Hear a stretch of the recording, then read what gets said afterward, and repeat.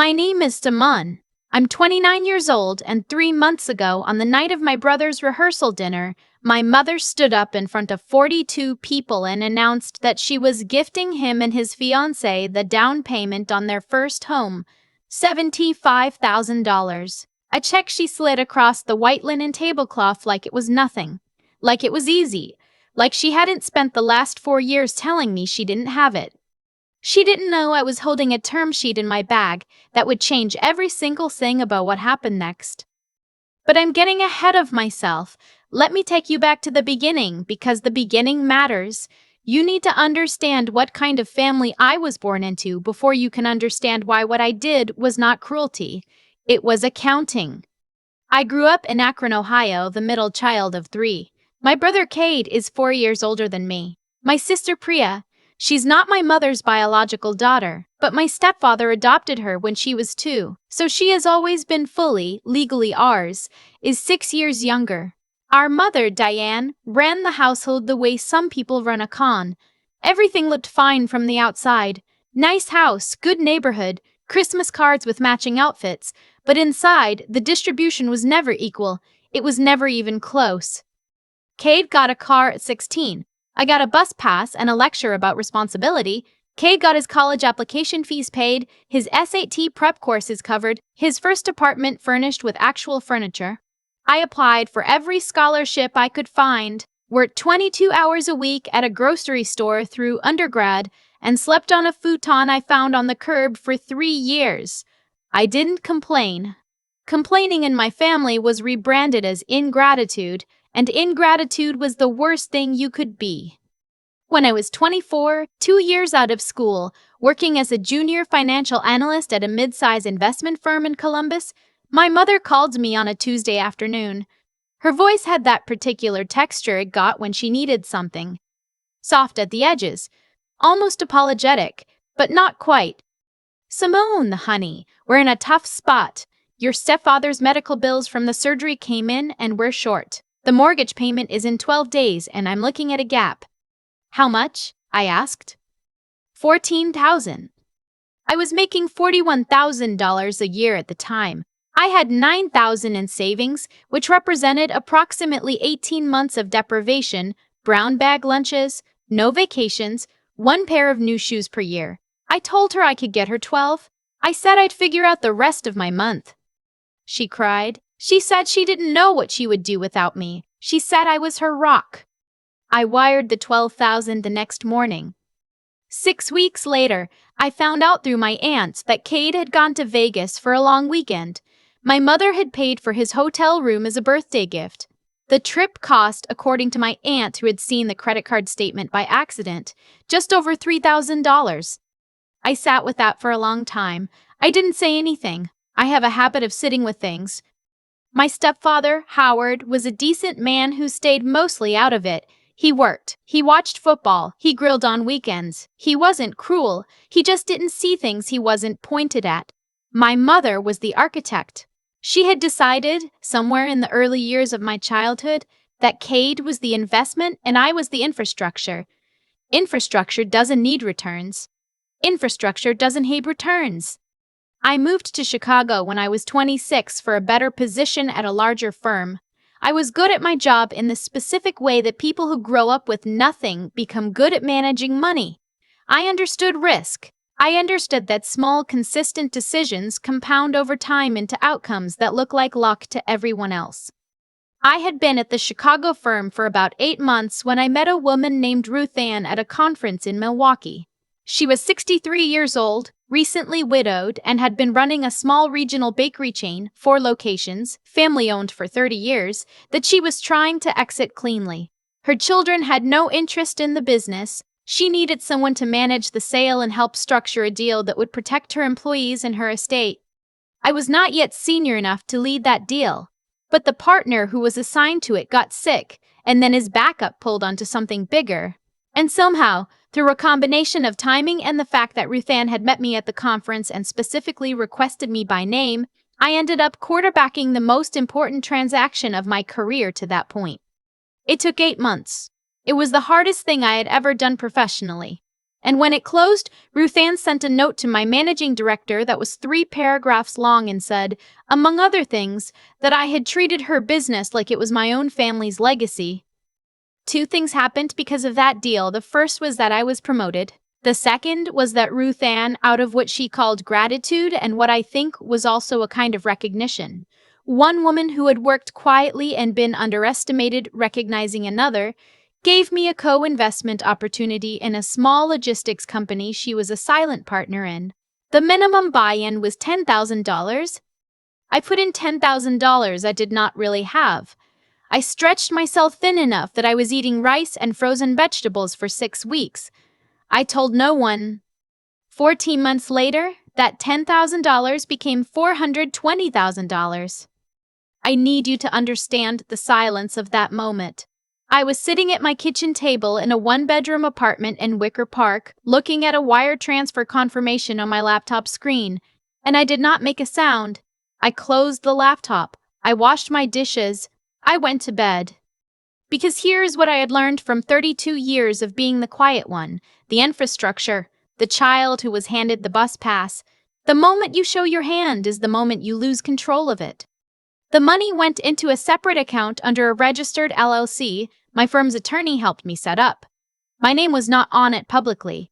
To anyone looking at my life from the outside, I was a mid-level financial analyst living in a 1-bedroom apartment. Which was true. I just had a different set of options than I used to. I did not call my mother. I did not call Cade. I made myself a cup of tea and I went to work the next morning the same as always. That was 4 months before the rehearsal dinner. I had known about Cade's engagement for about a year. His fiancée was a woman named, I'll call her what I called her in my head for most of that year, the performance. Not because she was a bad person exactly, but because every moment with her felt slightly staged. She wore the right things. She said the right things. She was aggressively enthusiastic about my mother's cooking in a way that read less like genuine enjoyment and more like a studied campaign. She understood the assignment. The assignment was Cade. The rehearsal dinner was at a restaurant in Akron that had white tablecloths and a prix-fixe menu and a private room in the back. 42 people. My mother had rented it for the full evening. She wore a dress I hadn't seen before. She looked expensive. I drove in from Chicago that afternoon. I sat in the parking lot of my childhood home for about 4 minutes before I went inside. The dinner was the usual orchestration. Cade at the center of everything, receiving toasts, receiving laughter, receiving the particular warmth my mother reserved for people she was proud of. I sat near the end of the table. My stepfather was beside me, and he kept asking me about Chicago with the genuine curiosity of someone who had never really left Ohio, and I answered him honestly, and it was fine. It was the most connected I felt all evening. And then my mother stood up. She had clearly planned it. She had a small envelope. She tapped her champagne glass with a spoon. She talked about Cade for about 3 minutes. His kindness, his work ethic, his ability to build something solid. Then she talked about the fiancé, how happy she made him, how the family was growing. And then she said, your father and I want to make sure you start your life together on solid ground, and she slid the check across the table. $75,000. The room erupted. There were tears. There was applause. Someone took a photo. I looked at the check from across the table. I thought about the $12,000 I had wired 4 years ago. I thought about the Vegas hotel room. I thought about the futon I found on the curb. I picked up my champagne glass. I smiled. I clapped. I am a financial analyst. I understand that feelings are data, but data is not a strategy. I sat with what I was feeling the same way I always sit with things, the way I had been sitting with things my entire life. I let it become information. The next morning, I drove to see a woman named Sylvia Okonkwo. Sylvia was 67 years old, semi-retired, and had spent 35 years as an estate attorney in Cleveland. She had been my grandfather's attorney, and she had known me since I was 9 years old. She had never, in all that time, treated me like a child. She had always spoken to me directly, the way you speak to someone you expect to understand you. I spread what I had across her desk in a manila folder. A printout of my mother's bank statements, which I had access to because 4 years ago, when I wired the $12,000, my mother had added me to her online banking so I could transfer directly. She had never removed me. I had never mentioned it. I still had access. I didn't look at it for 4 years, I told Sylvia, and that was true. I hadn't. I had no reason to until I did. Sylvia looked at the statements for a while without speaking. The rehearsal dinner check, I said, came 3 days after a wire transfer in from a joint account I had never seen before, an account held in my brother's name and my mother's name jointly. I looked it up after the dinner. It was opened 18 months ago. The deposits were regular, quarterly, and they came from a source labeled HRB Family Trust. Sylvia looked up. My grandfather, I said, set up a trust for his 3 grandchildren before he died. The disbursements were supposed to be equal, annual distributions until the youngest grandchild turns 35. My sister Priya is 23. She has 12 more years of distributions. I put a second document on the desk. It was a copy of the trust instrument I'd obtained from the county probate court. My grandfather's attorney, the one who handled the estate, had retired, but his firm still had the records. According to the trust, I said, each grandchild receives equal annual distributions from the principal, managed by the name's trustee. I put a third document on the desk. The named trustee was my mother. Sylvia was quiet for a moment. Then she said very carefully, and you believe the distributions have not been equal. I put a fourth document on the desk.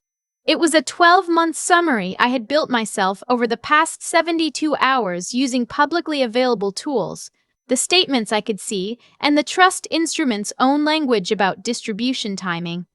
My brother had received his distributions, I said.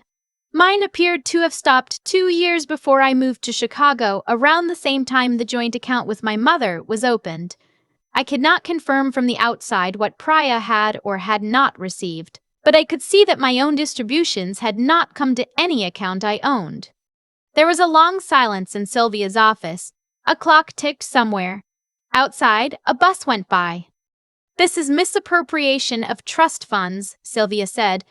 Potentially breach of fiduciary duty. Depending on the amounts involved and the state laws, it may also constitute criminal conduct. I know, I said. She looked at me. Why are you not angrier right now? I thought about that for a moment. I think I used all of it up a long time ago, I said. I don't want to be angry. I want it to be over. Sylvia asked me what I wanted as an outcome. I told her. She took notes. She asked 2 more questions. Then she picked up a yellow legal pad and started writing. Over the next 6 weeks, I did not attend the wedding. I told my mother 2 days before the ceremony that I had a work obligation I could not cancel. She pushed back. She said family was more important than work. I said I knew she believed that. I said I was sorry. I was not at the reception. I was in Cleveland at a conference table with Sylvia, 2 attorneys from her firm, and a representative from the Ohio Attorney General's Charitable Law Section, which has jurisdiction over trusts and estates. I want to be honest with you about what the 6 weeks before that meeting were like, because I think people imagine that having money means that the hard parts become easy. They don't. I sat alone in my apartment most evenings. My mother called 6 times a week. Cade texted twice to say he was disappointed I hadn't been there, which was the most direct communication we'd had in probably 2 years. My sister Priya called once, genuinely confused, and that call was the hardest because Priya is 23 and she doesn't fully understand what's been done in her name. I told her I loved her. I told her things were complicated, but that they would get clearer. I told her nothing else. Sylvia had filed, 3 weeks earlier, a petition with the probate court to compel an accounting of the trust. This is a legal mechanism that forces the trustee to open the books. It is not dramatic. It does not involve anyone getting arrested. It is paperwork, filed in a courthouse, notice to all parties. My mother received her notice on a Tuesday. She called me 47 times between that Tuesday and the following Friday. I answered once. I kept my voice the same way I keep my hands steady when I'm doing something that requires precision. Calm. Clear. Mom, I said, I know you received the notice. Sylvia Okonkwo is representing me. All communication needs to go through her. Simone. Her voice broke in the way voices break when the performance falls away. Simone, this is your family. We can talk about this. You don't understand how expensive things have been. I do understand expensive, I said. I wired you $12,000 when I had $9,000 in savings. That was different. I know you think so, I said. That's part of what we're going to talk about in court. I hung up. The accounting, once compelled, was not complicated to untangle. Sylvia's firm had seen this before. My mother had diverted my distributions, which totaled, over the years they'd been withheld, $68,000, into the joint account. From there, portions had gone to various expenses, some legitimately household-related, most not. The Vegas trip appeared in the records. Several other things appeared that I won't list here because listing them would make this about them, and this is not about them. This is about the number. $68,000 over 6 years. Priya's distributions, it turned out, had been partially diverted as well. Not entirely. My mother, it seemed, had been more careful there, perhaps because Priya was younger and there was more time left in the trust. But the partial diversion amounted to about $19,000. Total $87,000 misappropriated from 2 of the 3 beneficiaries. The Attorney General's office, once Sylvia's petition triggered their review, moved quickly. They always do when there's a trustee breach. It's one of the cleaner categories of financial misconduct because the law is specific and the documentation requirements for trusts are strict. My mother had not kept good records. She had not expected anyone to ever look. I want to tell you about the morning the civil enforcement action was filed, because the way I found out is something I still think about. I was at my desk at work. It was a Wednesday. My phone showed a text from Sylvia, filed this morning. Notice goes out today. I sat for a moment. I looked at my screen. On my monitor, I had 3 spreadsheets open. I was in the middle of modeling a debt restructuring scenario for a client. I saved my work. I went to the kitchen and got a cup of coffee. I came back to my desk, and I kept working. 4 hours later, my mother called from a number I didn't recognize. She had apparently figured out I'd blocked her regular number.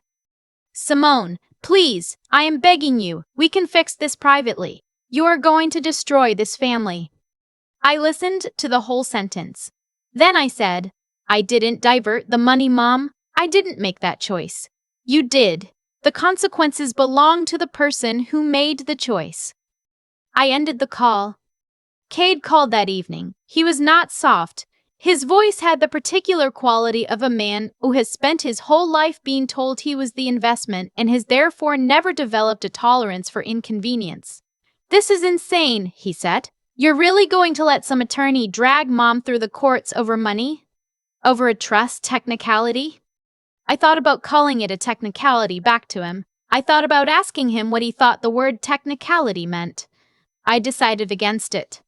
Cade, I said, $68,000 is not a technicality. The law doesn't think so, and neither do I. He hung up. The civil action resulted in a consent decree. My mother, on advice of the attorney the civil enforcement unit had scared her into finally hiring, agreed not to contest. She was removed as trustee. An independent trust administrator was appointed by the court. She was ordered to repay the misappropriated funds with interest from assets. The assets included the equity in the family home, which had to be partially liquidated to satisfy the judgment. They are renting now. I am not going to pretend I felt nothing about that. There is something strange about watching the house you grew up in get folded into a legal settlement. I drove past it once, about a month after it sold. There were new curtains in the front window. A kid's bicycle leaned against the porch. I sat in my car for a minute. Then I drove away. Priya and I talked for a long time the week after the consent decree was entered.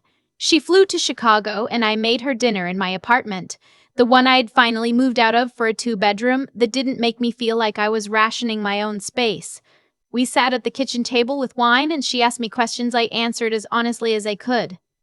Did you know this was going to happen when you said you couldn't come to the wedding? Yes, I said. I knew we were close. Why didn't you tell me? Because I needed you to be able to say honestly that you didn't know if anyone asked. She was quiet for a moment. Then she said, that was smart. I know, I said. I'm sorry, it also wasn't fair to you. She looked at me across the table. Her eyes were a little wet, but she wasn't crying yet. You always looked out for me, she said. When we were kids, you always did. I looked at my wine glass for a moment. I had looked out for her. I had, quietly, consistently, in the small ways that children look out for each other when adults cannot be relied on. Checking her homework. Walking her to the bus stop. Being the one in the kitchen when she had a bad dream. I know, I said. She did cry then, and I let myself too for a little while. My mother sent a letter to my apartment 6 weeks after the consent decree. The handwriting was careful in the way people write when they know the letter might be read by others someday. Simone, it said, I am still your mother. I made mistakes. I believe the punishment has been disproportionate to what was a family financial decision made during a very stressful time. I would like the chance to explain my reasoning to you in person. I believe if you understood the full picture, you would see things differently. I hope you still have some capacity for forgiveness. Blood is blood. I read it twice. I waited to feel something particular. The guilt didn't come, not the way it used to. The old pull was there, faint, like a frequency I had mostly tuned out. I recognized it. I sat with it. I let it be information. I put the letter in the shredder I keep next to my filing cabinet. I watched it turn to ribbons. Then I made coffee and sat by my window for a while. Chicago in October, the lake doing what it does, the light going gray and gold all at once.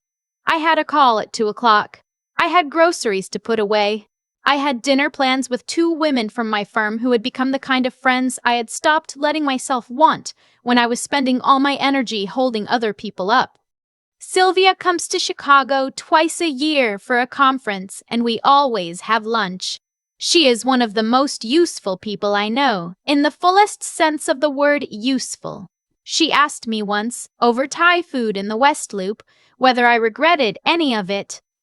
I thought about it seriously before I answered, because she is the kind of person who deserves a serious answer. I regret that it had to happen at all, I said. I don't regret that it did. She nodded. She speared a piece of tofu, then she said, your grandfather would have been pleased. I think about that sometimes. Priya and I are close now in a way we weren't able to be when we were both inside the same architecture. She visits every couple of months. Last time she came, we drove up to Wisconsin for a weekend, rented a cabin, sat on the dock at night with blankets and bad wine and talked until 2 in the morning. She is figuring herself out. She is doing fine. She is doing better than fine. I have not spoken to my mother since the letter. I have not spoken to Cade since the phone call. I don't know what their lives look like now exactly, and I find that I have made peace with not knowing. What I do know is this. I go to work. I manage money, which I am good at, for people who trust me to be precise, which I am. I have a 2-bedroom apartment with a spare room I use as an office, and a decent couch, and a kitchen I actually cook in. On Sundays, I run along the lakefront pass until my legs hurt in the way that means something right is happening. There is a particular feeling I have sometimes on those runs that I did not have before any of this. It is not happiness exactly, or not only happiness.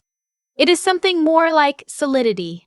The sensation of taking up the amount of space you are supposed to take up. No more, no less. Not compressing yourself to make room for people who would not do the same for you. Not carrying weight that was never yours. People ask me sometimes, when I tell pieces of this story, whether I think I was too harsh, whether there was a softer way through. I think about that question honestly. I think if you had offered me a softer way, early on, before I knew what I knew, I would have taken it. I tried for years to find a softer way. I wired $12,000 I didn't have. I sat through dinners where I was seated at the end of the table and smiled at the right moments and drove home alone afterward. I swallowed things. I absorbed things. The softer way doesn't always exist. Sometimes the only path is the one that goes straight through. I am Simone. I am 29 years old, and I grew up believing that being the quiet one meant being the one who disappears. I know now that's not true. The quiet ones are the ones who learn to watch. And watching, if you do it long enough with steady enough eyes, will show you everything you need to know.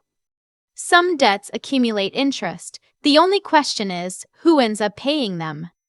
I think about Sylvia's question sometimes, the one she asked over lunch. Whether I regret any of it, and what strikes me now is not the answer I gave her, but how long I sat before I gave it. Because the honest answer required me to separate two things that my family had spent years fusing together, the love I had for people and the harm those people did. Those are not the same thing. They never were. I just needed a long time and a compelled court accounting to finally see them as separate. What my mother did was not complicated when you strip it back. She saw a resource and she redirected it. She believed, I think genuinely, that she was managing the family's money in the way that made the most sense to her. That belief does not make it legal. It does not make it right. And the thing I have learned about people who do harm while believing they are simply being practical is that they count on you to absorb the cost quietly. They count on the quiet one to stay quiet. I was quiet for a long time, but there is a difference between patience and passivity, and I spent years learning that difference in the most concrete way possible, in spreadsheets, in savings accounts, in the particular discipline of someone who knows that consistency compounds. That is not a financial lesson. It is a life lesson dressed in financial clothing. Every choice I made, to wire the 12,000, to stretch thin enough to make the co-investment, to sit on what I knew until I knew enough. Those were choices made from a clarity about what I valued and what I was willing to do to protect it. That clarity is what I mean when I think about integrity. Not a performance of goodness, a private, consistent alignment between what you believe is right and what you actually do, even when no one is watching, even when it costs you something. The intelligence that mattered in this story was not the kind that shows up on a test. It was the kind that comes from paying attention over a long period of time, noticing the banking access that was never removed, reading a trust instrument filed in a public courthouse, understanding that the way to dismantle something built on concealment is not to confront it loudly but to illuminate it carefully, one document at a time. My mother was counting on the fact that I didn't know the rules. I had spent years learning them. And then there's the question of how you keep going when keeping going is genuinely hard. When you are eating frozen vegetables for 6 weeks because you stretched thin on a bet no one else could see. When your mother is calling 47 times and you are sitting at your desk, saving a spreadsheet, making coffee, going back to work. I don't have a clean word for that quality. It is something like endurance, but quieter. It is the practice of continuing to show up for the future you are building even when the present is uncomfortable and the people around you cannot see what you see yet. Priya is doing well.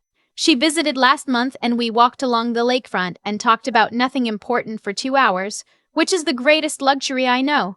She is figuring out who she is outside of the architecture we were both raised inside. I think she is going to be fine. I think I already am.